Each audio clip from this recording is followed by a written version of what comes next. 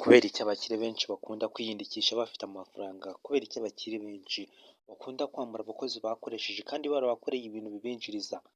Kubera iki abakene benshi bakunze kuba inyangamugayo?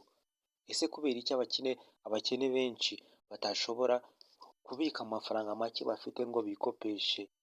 Birumvikana nta cyizere bakwiye kuba barakiriwe, ariko amafaranga ahandi asanga ahandi aho ari. Aho amafaranga ari andi arizana.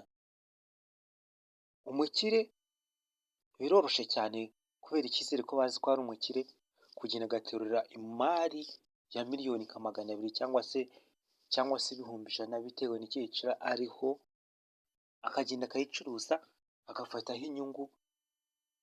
Niba yicuruje nka 3-4 ari kugenda abifata ku bantu batandukanye, agahita abona ikindi gishoro mu gihe yari yahombye.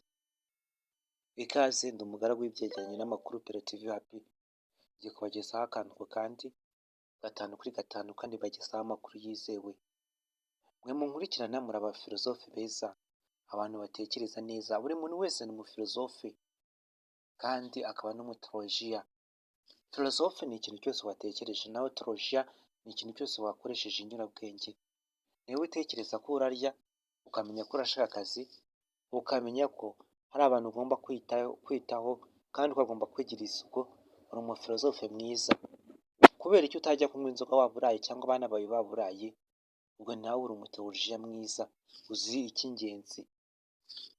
Impamvu abakire benshi bakira cyangwa se bakunda amafaranga cyane ku buryo bambura abantu bakoresheje cyangwa se abakozi bakoresheje bakabambura, bishimira kwinjiza kwakira amafaranga ariko kuyasohora, nubwo bayasohora bari kuyaha abandi bakora ibibinjiriza, ntabwo baba babyumva neza.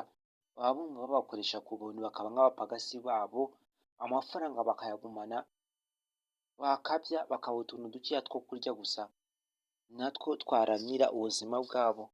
Niyo mpamvu abakire bakena, naho abakene bo iyo bihusha akuya, duke babonye baradusesagura bakagura ibyo batigeze biha mu buzima bwabo: indaya, abagore, ibyo kurya byiza.